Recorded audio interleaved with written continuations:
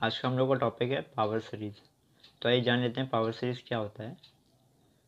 Power series की definition है a series of the type sigma n equals to 0 to infinity a N z minus Z not to the power N.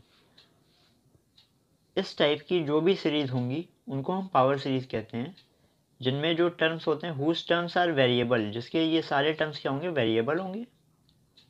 और जो z होगा वो आपका complex variable होगा, बाकी जो ए एन और जेड नॉट हैं ये आपके कॉम्प्लेक्स कांस्टेंट होंगे। Here z is a complex variable and a N z not are complex constants. अब इसी जो सीरीज़ है इसी में अगर हम लोग जेड नॉट की जगह पे 0 पुट करते हैं तो ये पूरी सीरीज़ हम लोग की यहाँ पे रिड्यूस हो जाती ऐसे में, sigma n equals to 0 to infinity a N Z to the power n. तो इसको हम लोग जेड सिंपली ऐसे भी कह सकते हैं कि हम लोगों ने जेड नॉट की जगह पे 0 पुट कर दिया है, या फिर हम लोगों ने ओरिजिन को चेंज किया है, मतलब कि जेड की जगह पे जेड प्लस जेड नॉट रखा हुआ है। जेड की जगह हम लोगों ने क्या रखा है, जेड प्लस जेड नॉट। तो सिंपली हम लोगों ने ओरिजिन चेंज करा है जेड नॉट पर। तो ये हमारी सीरीज़ बन के आई है। और ये वाली जो सीरीज़ थी ये आपकी जेड नॉट के अबाउट सीरीज़ थी, पावर सीरीज़, और ये सीरीज़ ओरिजिन के अबाउट है। तो आई होप आपको समझ में आया होगा पावर सीरीज़ क्या है। अभी इसको और आगे हम लोग अच्छे से समझेंगे पावर सीरीज़ के बारे में। Absolutely convergent series.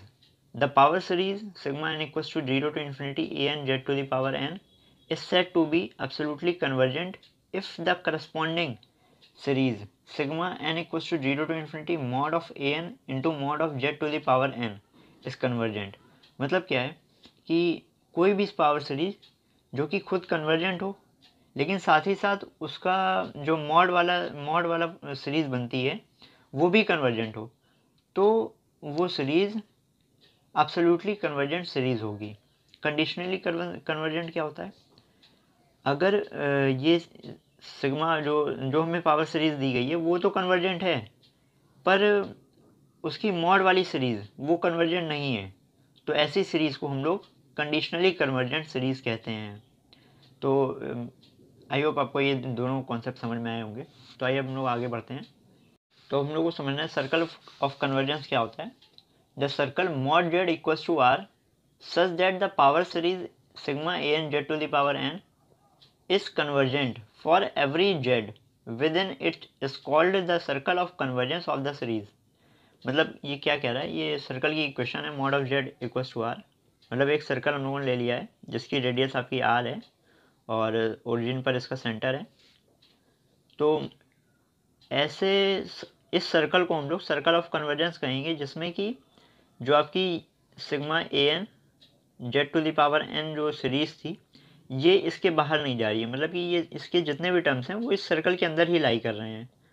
तो इस सर्कल को हम लोग mod z equals to r, ये जो हमारा सर्कल है इस सर्कल को हम लोग सर्कल ऑफ कन्वर्जेंस कहेंगे।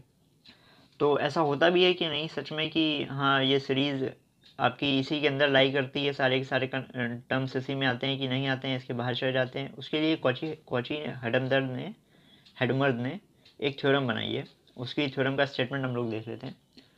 तो उनकी थ्योरम का स्टेटमेंट है for every power series sigma A N Z to the power n, ये हर एक पावर सीरीज के लिए there exist a number r, हर एक पावर सीरीज के लिए एक नंबर आर जरूर एग्जिस्ट करेगा। किस तरह से, तो वो आर क्या होगा आपका, 0 से बड़ा होगा और इन्फिनिटी से छोटा होगा, या इन्फिनिटी के बराबर या 0 के बराबर भी होगा। तो विद द फॉलोइंग प्रॉपर्टीज़, और आर क्या है इस तरह से एग्जिस्ट करेगा और उसकी फॉलोइंग प्रॉपर्टीज़ भी होंगी। तो ये आर बेसिकली क्या है, ये इस सर्कल का ये जो सर्कल हम लोग का था सर्कल ऑफ कन्वर्जेंस उसका रेडियस है। तो the series converges for every z such that mod Z is less than are. तो mod Z is less than are, अगर हम लोगों ने यहीं पे mod Z is less than r कर दिया तो यहाँ पे इसके अंदर सारे के सारे जो जो पूरी पावर सीरीज है वो हमारी कन्वर्स करेगी। लेकिन वहीं पे अगर mod z is greater than r ले लेते हैं अगर हम लोग, तो यहाँ पे ये डाइवर्स कर जाएगी। तो आपको यहाँ से एक चीज़ पता चली है कि ये यहाँ से हम लोग को आर से मतलब 0 से लेकर के आर तक का पूरा एक इंटरवल मिल रहा है। मतलब एक पॉइंट अगर हमें पता है कि यहाँ पे कन्वर्ज कर रही है, तो यहाँ से लेकर के पूरा जो 0 तक की वैल्यूज़ होंगी उन सभी वैल्यूज़ में भी वो कन्वर्स करेगी। मतलब कन्वर्जेंट किसी एक पॉइंट पे नहीं होगी, वो पूरे इंटरवल में कन्वर्जेंट होगी, पूरे डोमेन में या फिर रीजन में एक कन्वर्जेंट होगी। तो और उसी तरीके से जो डाइवर्जेंट होगी तो किसी एक पॉइंट पे डाइवर्जेंट नहीं होगी सीरीज़ पूरे इंटरवल में डाइवर्जेंट होगी। तो अब आर कैसे निकालते हैं, उन्होंने उसका भी एक फॉर्मूला दिया। ये फॉर्मूले को हम लोग हेडमर्द फॉर्मूले से नाम से जानते हैं। और ये क्या है, 1/r is equals to limit n is tending to infinity mod of an to the power 1/n। ये an क्या है, ये जो sigma an z to the power n है, इसी से इससे कंपेयर कराएंगे जब हम लोग सीरीज़ को, तो हम लोग को an की वैल्यू यहाँ से मिल जाएगी। तो अब क्या है, अब रेडियस ऑफ कन्वर्जेंस। तो रेडियस ऑफ कन्वर्जेंस मैंने पिछले जैसे अभी आपको बताया था कि जो सर्कल ऑफ कन्वर्जेंस होता है उसकी जो रेडियस होती है उसी को रेडियस ऑफ कन्वर्जेंस कह देते हैं। तो इसकी डेफिनेशन पर्टिकुलर क्या है, जो बुकिश लैंग्वेज होती है उसको भी हम लोग थोड़ा समझ लेते हैं। The number r such that the power series sigma A N Z to the power n is convergent inside the circle mod z equals to r is called the radius of convergence of the series. यानी कि वही जो मैंने बताया वही चीज़ ये भी बोल रही है कि ये जो सर्कल है, इस सर्कल की रेडियस, ये सर्कल है जो कि सर्कल ऑफ कन्वर्जेंस है, इस सर्कल की रेडियस को ही हम लोग रेडियस ऑफ कन्वर्जेंस कहेंगे। तो thus the radius of circle of convergence is known as the radius of convergence of the series. तो अब हम लोग देखते हैं कि ये हम लोगों ने पहले कॉची हेडमर्ड फॉर्मूला है 1/r is equal to limit n is tending to infinity mod of an to the power 1/n। अब क्या है कि हम लोगों को कॉची सेकेंड थ्योरम और ऑन लिमिट है, Cauchy's second theorem on limit, Cauchy's second theorem on limit.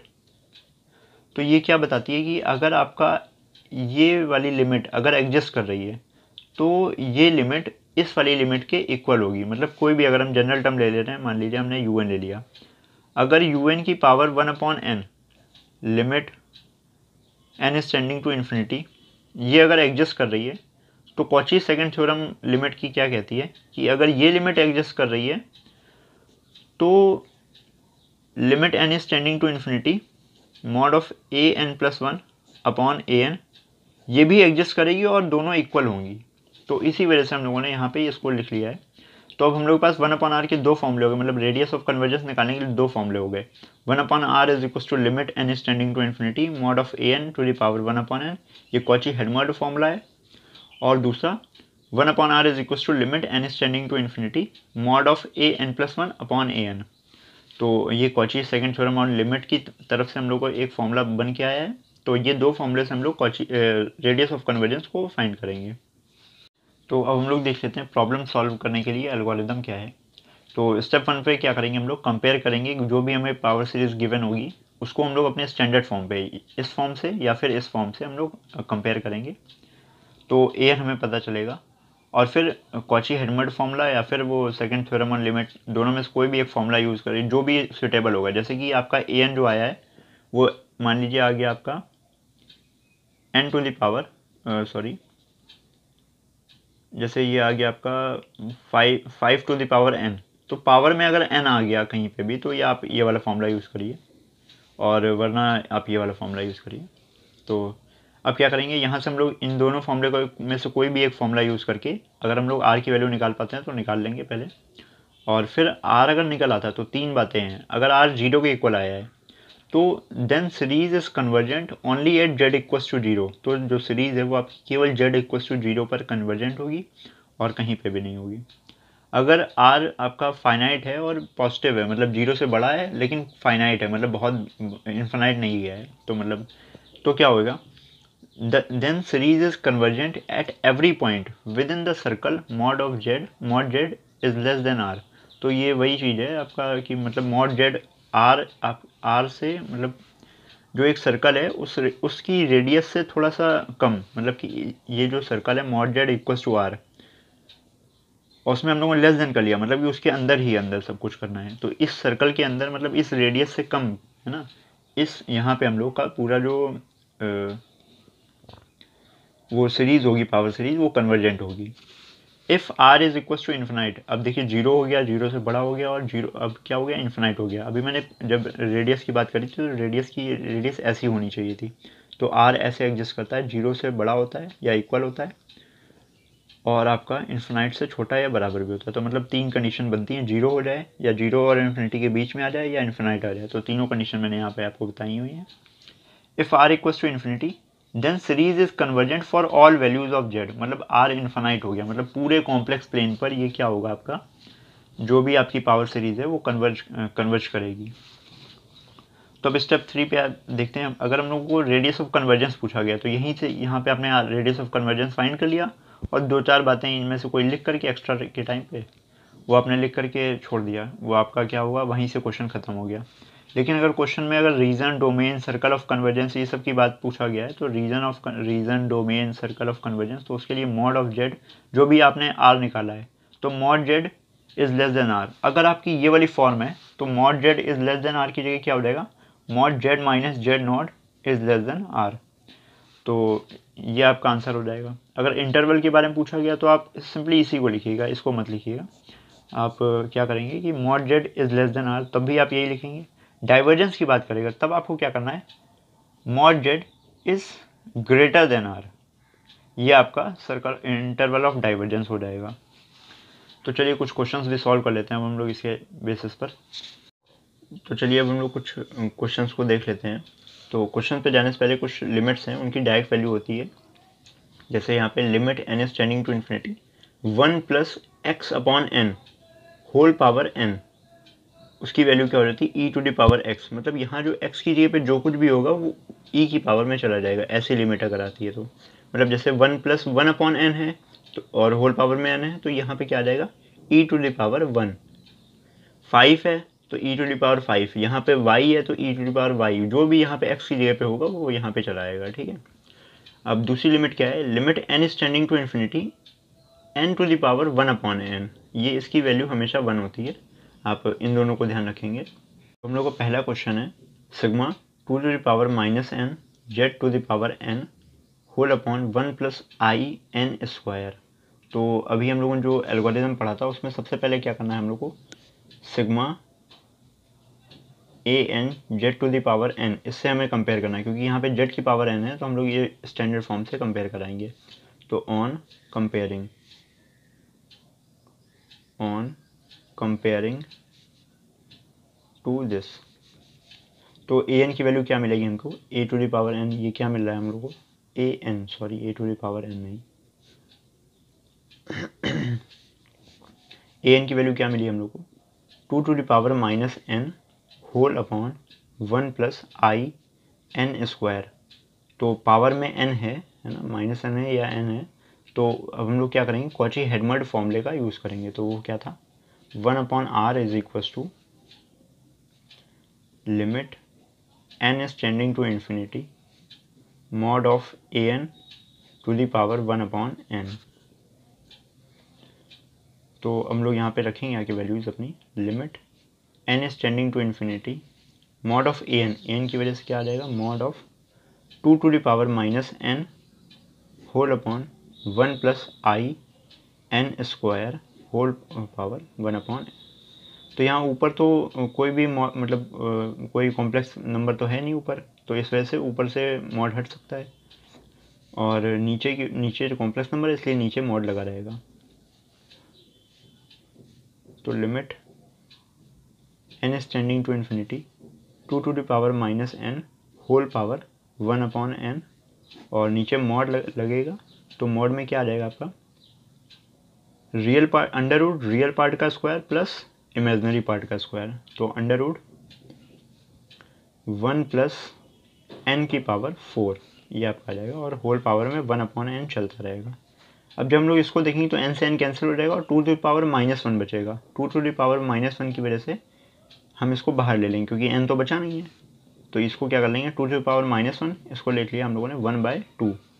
1/2 limit N is tending to infinity 1 upon 1/2, इसको लिख लेंगे, क्या कर लेंगे हम लोग, 1 प्लस एन की पावर 4 होल पावर 1/2n।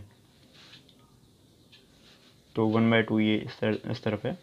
तो हम लोग क्या करेंगे, n की पावर 4 को हम लोग कॉमन करेंगे यहाँ से, क्योंकि यहाँ पे हम लोग 1 + x की पावर n का फॉर्मूला लगाने बायनोमियल एक्सपेंशन करने वाले हैं। तो उसके लिए क्या होता है कि पहले हम लोग को कॉमन लेना पड़ता है। तो 1/2 limit n is tending to infinity, हम लोगों ने क्या करना है, n की पावर 4 कॉमन लेना है। तो जब हम लोगों ने n की पावर 4 कॉमन लेंगे तो साथ में पावर लगेगी n की पावर 4 होल पावर 1/2n। तो अंदर क्या बचेगा, यहाँ पे आ जाएगा, इसकी वजह से 1 आ जाएगा, और 1 + 1/n⁴ होल पावर में 1/2n ये चला जाएगा। तो अब हम लोग इसको जब कैंसिल आउट करेंगे तो यहाँ से क्या मिल जाएगा हम लोग को,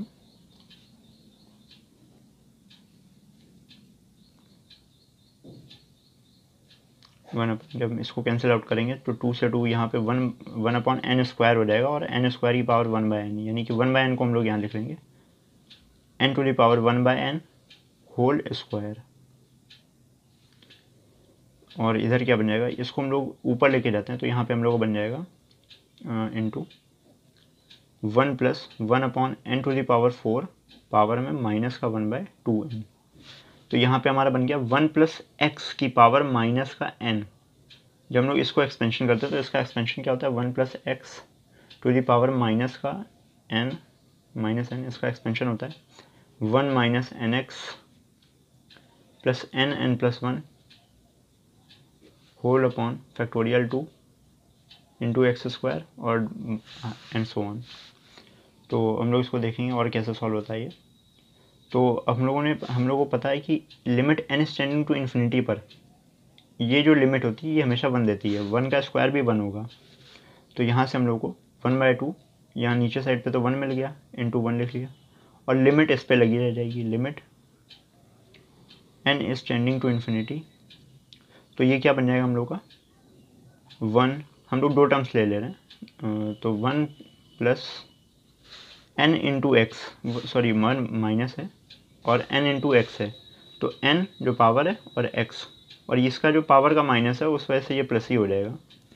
तो 1 माइनस मतलब कि 1/2 n⁵ ये बन जाएगा। और नेक्स्ट टाइम पॉजिटिव है लेकिन पावर की वजह से ये नेगेटिव हो जाएगा, इसलिए हम लोग ले लेते हैं। अब हम लोग जब इसमें n is tending to infinity लगाएंगे तो हमें केवल 1 मिलेगा, क्योंकि यहाँ पे 1/∞ आ जाएगा और इन्फिनिटी वो 0 दे देगा, तो केवल और केवल 1 मिलेगा। तो जो हमारी लिमिट है वो क्या बन जाएगी 1/2 इंटू 1 इंटू 1। तो ये टोटल हमारी लिमिट आ गई है 1/2। तो इस लिमिट की वैल्यू 1/2 आई है। हम लोग थोड़ा सा इसको इधर देख लेते हैं। तो radius of convergence 1/r is equal to 1/2 आया है, तो r की वैल्यू क्या आ गई आपकी 2 आ गई है। तो ये क्या हो गया, इसकी हमें रेडियस ऑफ कन्वर्जेंस फाइंड करनी थी, तो हम लोगों ने रेडियस ऑफ कन्वर्जेंस फाइंड कर ली है। अब नेक्स्ट क्वेश्चन पे आते हैं। नेक्स्ट क्वेश्चन पे हम लोग को रेडियस ऑफ कन्वर्जेंस फाइंड करनी है, देखते हैं कैसे फाइंड करते हैं। तो फिर सिंपल हम लोग फिर से यहाँ पे क्या करेंगे, an⁴n से कंपेयर कराएंगे। तो an की वैल्यू क्या आ जाएगी हम लोग की factorial n whole upon n⁴n। तो अब नीचे साइड पे n है, तो n की पावर n है, तो उससे हम लोग को मतलब नहीं है, ऊपर फैक्टोरियल n है। तो हम लोग क्या करेंगे, जो हमारा Cauchy second theorem on limit है उससे जो फॉर्मूला बन के आया था उसको यूज़ करेंगे। तो उसके लिए हम लोग को an+1 की भी ज़रूरत पड़ेगी। तो an+1 क्या हो जाएगा factorial n+1 whole upon n+1 n+1। तो हम लोग इसको सॉल्व करते हैं। तो उसके लिए उसका फॉर्मूला क्या था, 1/r is equal to limit n is tending to infinity an+1 whole upon an, और ये मोड में था। तो इसको हम लोग जब सॉल्व करते हैं, पहले तो वैल्यू रखेंगे इसकी हम लोग यहाँ पे, limit n is tending to infinity an+1 की जगह क्या आ जाएगा फैक्टोरियल n+1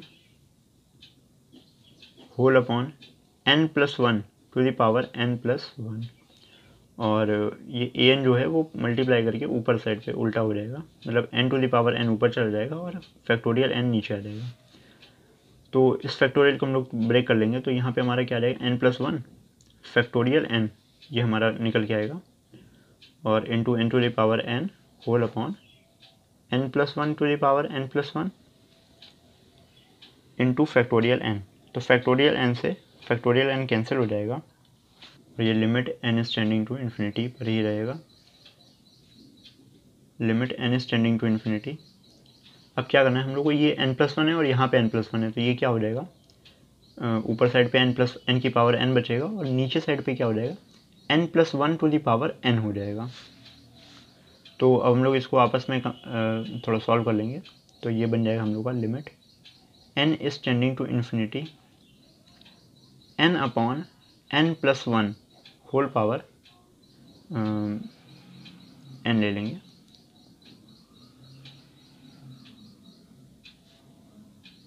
हम लोग क्या करते हैं, इसको पूरे में हम लोग n से डिवाइड कर देते हैं, तो यहाँ पे हमारा आ जाएगा limit n is tending to infinity 1 upon 1+1 by n whole power n। तो 1 पे n का कोई फ़र्क नहीं पड़ता, लेकिन इसको हम लोग इस तरह से भी लिख सकते हैं, limit n is tending to infinity 1 upon 1+1 upon n to the power n, और इस वाली लिमिट से 1+x अपॉन n की पावर n, 1+1 अपॉन n की पावर n, तो यहाँ पे क्या आता है, e की पावर x आ जाता है, तो इस नीचे वाली लिमिट की वैल्यू क्या आ गई, e टू द पावर 1 हो गई, तो ये 1 अपॉन e हो गया, और ये हमारा 1 अपॉन r चल रहा था, तो r is equals to e हो जाएगा। ये हमारी रेडियस ऑफ कन्वर्जेंस निकल के आई है।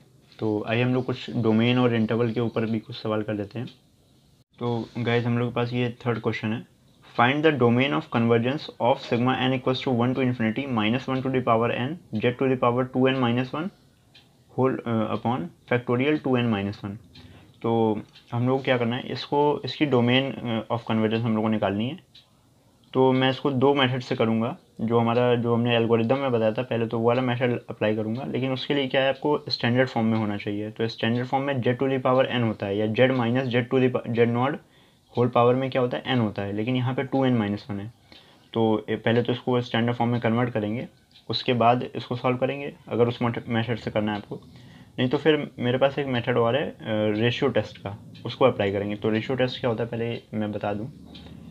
तो रेशियो टेस्ट क्या है, रेशियो टेस्ट में कन्वर्जेंट होने के लिए क्या होता है कि एक लिमिट होती है, limit n is tending to infinity पर हम लोग को इस पूरी सीरीज़ को, हमने मान लिया ये un है, तो ये सीरीज़ का जो nth टर्म है वो un है, तो un अपॉन un+1 मॉड, ये आपका ग्रेटर देन 1 होना चाहिए। अगर ये ग्रेटर देन 1 आता है तो ये क्या होता है कि ये कन्वर्जेंट होती है, ये un सीरीज़ होती है जो वो कन्वर्जेंट होती है। तो चलिए मैं पहले एसेस कर देता हूँ। तो सबसे पहले मैं क्या करूँगा, इसका un तो यही टर्म हो गया, तो un क्या हो गया, -1 to the power n into z की power 2n-1 whole upon factorial 2n-1, और un+1 क्या हो जाएगा, un+1 हो जाएगा आपका -1 की whole power n+1 z to the power 2n-1, 2n-1 नहीं, जब n की जगह पे n+1 रखेंगे तो ये हो जाएगा 2n+1 हो जाएगा, और होल अपॉन फैक्टोरियल 2n+1। तो अब इस लिमिट को हम लोग अगर इसको निकालते हैं, हम लोग क्या करेंगे, un अपॉन un+1 निकाल लें, तो un अपॉन un+1 क्या आ जाएगा हम लोग का, -1 की होल पावर n के अपॉन में क्या आएगा, -1 की whole power n+1 z to the power 2n-1, और अपॉन में आएगा z to the power 2n+1। अब जो un+1 है, जो ये नीचे साइड है, ये ऊपर चले, फैक्टोरियल 2n+1 ऊपर चला जाएगा, और फैक्टोरियल 2n-1 ये नीचे रह जाएगा। तो factorial 2n+1 whole upon factorial 2n-1। तो आप अपने हिसाब से इसको करके देख लीजिएगा, यही चीज़ आएगी। मैंने इसको अलग अलग इसलिए ऐसे कर लिया कि ताकि आपस में जो डील करने में, सिंप्लीफाई करने में आसानी रहे। तो जब -1 की पावर n है और ये n+1 है, तो ये क्या हो जाएगा, n-1, तो -1 to the power n minus n minus 1, क्योंकि अपॉन में है तो पावर माइनस हो जाएगी। उसी तरीके से यहाँ पे भी z to the power 2n minus 1 minus 2n minus 1। और फैक्टोरियल को हम लोग थोड़ा डील करेंगे। फैक्टोरियल को 2n प्लस 1 को हम लोग जब बाहर लाएंगे तो 2n प्लस 1 अंदर बचेगा 2n, तो 2n को भी बाहर लाएंगे तो अंदर बचेगा फैक्टोरियल में 2n माइनस 1, और अपॉन में फैक्टोरियल 2n माइनस 1 चल रहा था तो वो हम लोग कैंसिल आउट कर ले रहे हैं। तो यहाँ से हमारा क्या बचा, माइनस 1 की पावर, n से n कैंसिल हो गया, माइनस 1 बचा, तो माइनस 1 की पावर में माइनस 1, तो ये माइनस 1 ही आ जाएगा, माइनस 1 इंटू जेड की पावर में 2n से 2n कैंसिल हो गया, माइनस का 2 बचा, मतलब कि 1 अपॉन जेड स्क्वायर, और यहाँ पे बचा आपका 2n प्लस 1 इंटू 2n, तो ये हो जाएगा 4n स्क्वायर प्लस 2n। ये आपका यहाँ से un अपॉन un प्लस 1 निकाला हम लोगों ने। अब हमें इसकी जो सीरीज़ है उसकी डोमेन ऑफ कन्वर्जेंस निकालनी है, तो वो कन्वर्जेंट तभी होगी जब ये कंडीशन को फुलफिल करेगी। तो हम लोग इस कंडीशन को अप्लाई कर देते हैं। Limit n is tending to infinity mod of un whole upon un plus 1 is greater than 1 होना चाहिए। तो हम लोग लगाते हैं यहाँ पे, जब limit n is tending to infinity minus 1 upon Z square 4n square plus 2n is always is greater than 1। तो हम लोग को n की सीधे इन्फिनिटी रखेंगे क्योंकि कुछ और मेथड दिख नहीं रहा है यहाँ से, तो जब हम लोग इन्फिनिटी रखेंगे तो इन्फिनाइट ही आ जाएगा, और इन्फिनिटी आपका हमेशा 1 से बड़ा होता है, और यानी कि z की किसी भी वैल्यू के लिए किसी वैल्यू पे डिपेंड नहीं कर रहा है इन्फिनिटी, और ये हमेशा मतलब z की हर एक वैल्यू के लिए ये 1 से बड़ा रहेगा। इसलिए जो पूरा कॉम्प्लेक्स प्लेन होगा, मतलब पूरा जो कॉम्प्लेक्स का प्लेन है जहाँ पे कॉम्प्लेक्स की वैल्यूज़ होती हैं, वो पूरा कॉम्प्लेक्स प्लेन इस सीरीज़ की डोमेन होगी। तो यहाँ पे हम लोग लिख देते हैं thus the whole complex plane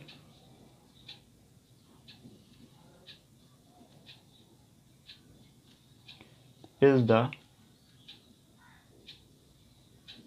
domain of convergence of this series। हम लोगों ने जो एल्गोरिथम बताया था उस मेथड से भी हम लोग इसको सॉल्व कर लेते हैं। तो सबसे पहले तो हम लोग को इसको स्टैंडर्ड फॉर्म में चेंज करना होगा। तो स्टैंडर्ड फॉर्म में चेंज करने के लिए जेड की पावर 2n माइनस 1 है, इसको हम लोग लेट कर लेते हैं m, let 2n minus 1 is equal to m।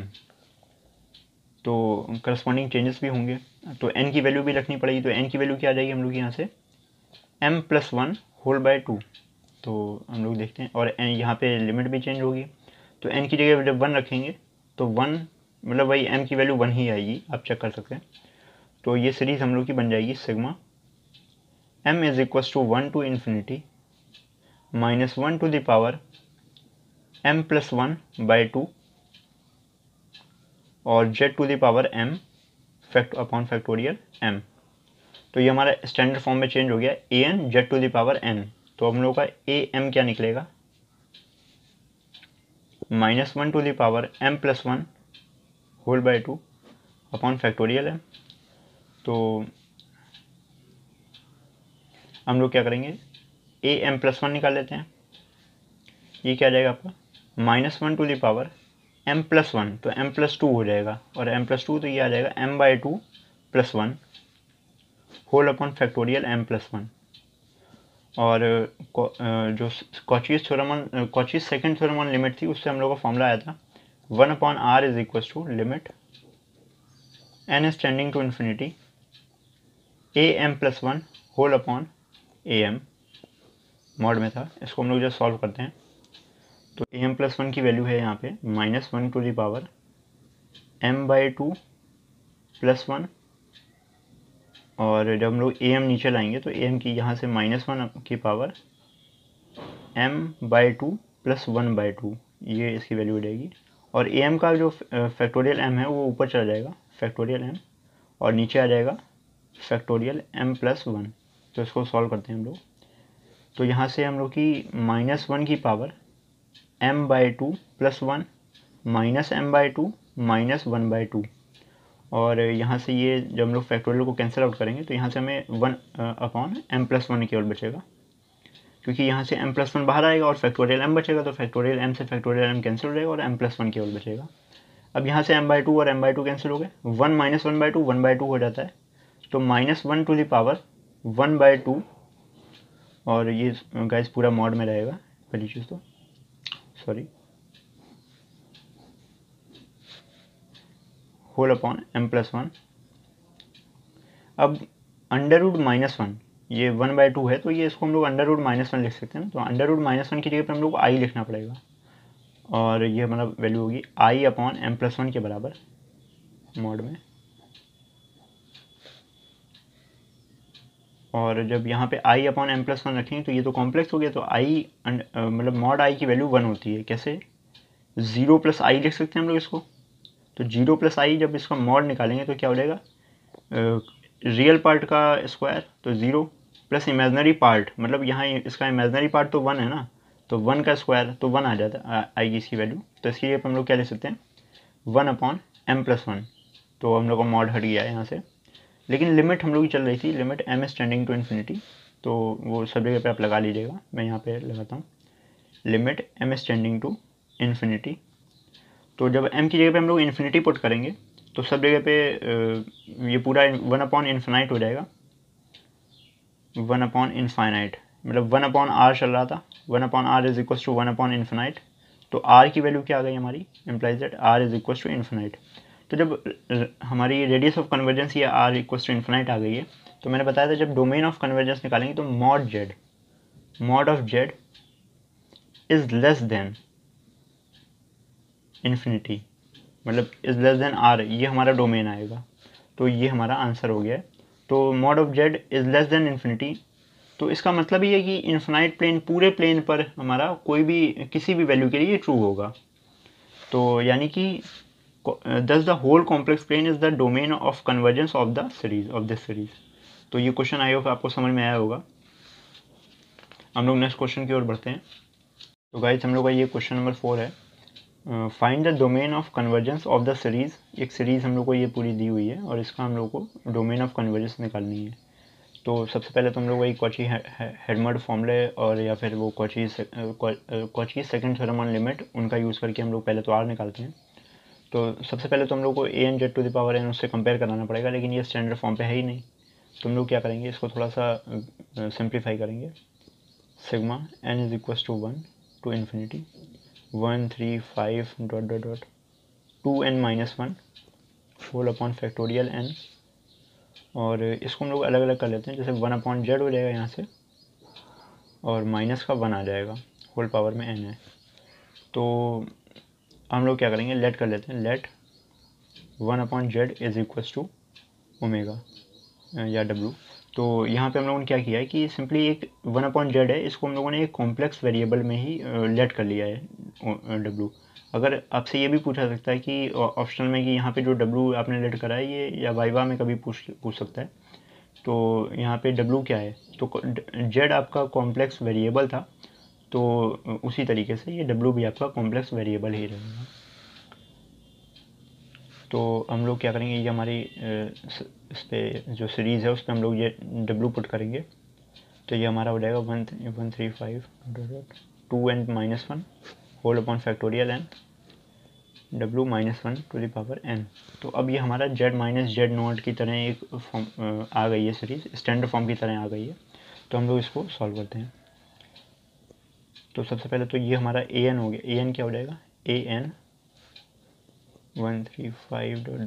2n-1 whole upon factorial n और w-1 की पावर n।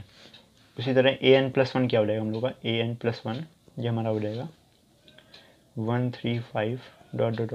अब 2n-1 तो आएगा ही, लेकिन an+1 का मतलब एक टर्म एक्स्ट्रा आ जाएगा, तो दो का फासला चल रहा है, तो 2n-1 अगला क्या हो जाएगा 2n, और उसके बाद क्या आएगा 2n+2 2n+1, तो आ जाएगा हम लोग का इंटू 2n+1, और उसी तरीके फैक्टोरियल n पे भी n+1 रखना है हम लोग को, तो यहाँ पे आ जाएगा फैक्टोरियल n+1।